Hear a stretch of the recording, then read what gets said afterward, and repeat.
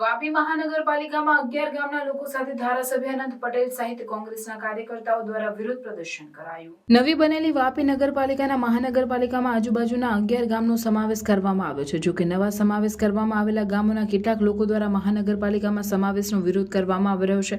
આજે વાંસદાના ધારાસભ્ય અને આદિવાસી અગ્રણી અનંત પટેલની આગેવાનીમાં કોંગ્રેસના કાર્યકર્તાઓ અને 11 ગામના લોકો દ્વારા વાપીમાં વિરોધ પ્રદર્શન કરવામાં આવ્યું હતું। મહાનગરપાલિકામાં સમાવેશ કરવાથી ગામના લોકોને વેરા વધારા સાથે अन्य मुश्केलीओनो पण सामनो करवो पड़शे तेवा बहाने महानगरपालिकामां आ गामनो समावेश नहीं करवानी मांग उठी रही छे।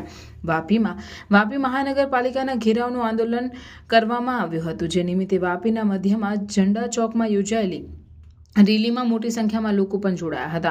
શરૂઆતમાં આનંદ પટેલ સહિતના અગ્રણીઓએ ઝંડા ચોક 4 પર નીચે જ બેસી વિરોધ કર્યો હતો। ત્યારબાદ રેલી સ્વરૂપે આનંદ પટેલ અને સ્થાનિક લોકો વાપી મહાનગરપાલિકા કચેરી પર પહોંચી 11 ગામોના મહાનગરપાલિકામાં સમાવેશના વિરોધમાં માંગ સાથેનું આવેદનપત્ર આપ્યું હતું।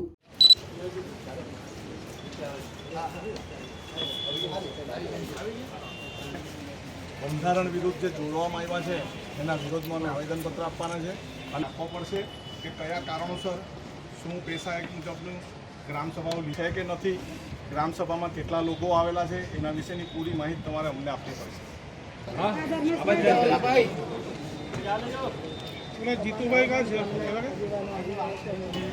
અને આચાર્ય દેવવ્રતજીને બી મોકલજો ને આનો જે પણ રિપ્લાય હોય કે અમારા આગેવાનો કે અમને પહોંચાડજો। ગામડાઓનો વિકાસ થાય એમાં અમને પ્રશ્ન નથી, પરંતુ ભારતના બંધારણ મુજબ એ કામગીરી થતું હોય તો અમને એનો વધારે આનંદ થશે। પરંતુ ગામના લોકોને પૂછ્યા વગર રાતના અંધારામાં આવીને થાય મહાનગરપાલિકાના ફાયદા શું છે, ભારતના બંધારણ મુજબ ગ્રામસભાઓમાં મંજૂરી મેળવી કે નથી મેળવી એ જો ખુલાસો ન થાય તો આવનારા દિવસમાં અમે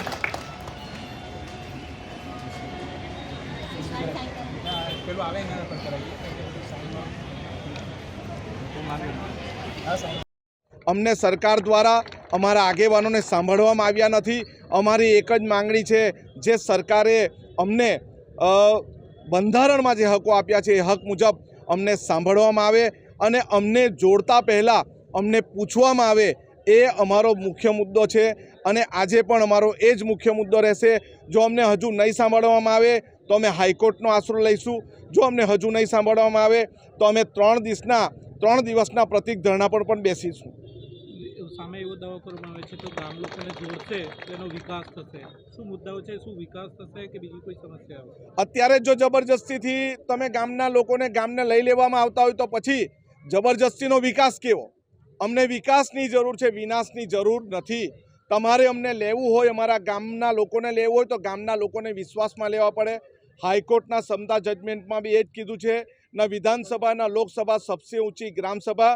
અમારા લોકોના દરેક ગામમાં પૈસા એક મુજબ રૂઢિપ્રથા ગ્રામસભા મુજબની ગ્રામસભાઓ કરવામાં આવે અને અમારા લોકોને પાસે પૂછવામાં આવે। જો અમારા તમામ ગામના લોકો માની જશે તો અમે ભળવામાં તૈયાર છે, પરંતુ ગ્રામસભા કર્યો પછી એટલે અમે જ્યાં સુધી લોકશાહી ઢબે અમને પૂછવામાં ના આવે ત્યાં સુધી અમે અમારું આંદોલન ચાલુ રાખીશું। કે દરેક જગ્યાએ મતલબમાં સમજો કે આજે વેરો મેન મહત્વ છે। વેરો મતલબમાં વધી જશે તો આ લોકો મતલબ ખાશે શું ને ભરશે શું? અને બીજું કે જે રીતે રાત્રે મતલબ એ લોકોના જે મતલબમાં પેપર વર્ક જે મતલબ તલાટી સહિત એ લોકોને લેવામાં આવ્યા રાત્રે 2:30 વાગે, એ ખોટું છે। ગ્રામસભા બોલાવવી જોઈતી હતી, ગ્રામસભાની મંજૂરી લેવી જોઈતી હતી અને પછી જ મતલબ એ લોકોએ મહાનગરપાલિકાના પાટિયા મારવું જોઈતું હતું। પરંતુ આ મતલબમાં ખોટી રીતે અને મતલબમાં તાનાશાહી સરકાર કહેવાય, આ ખોટી રીતે મતલબમાં આ લોકોને મતલબમાં વિશ્વાસમાં લેવા વગર મહાનગરપાલિકાના પાટિયા જે મારવામાં આવ્યો છે એના બદલે ખૂબ વિરોધ છે।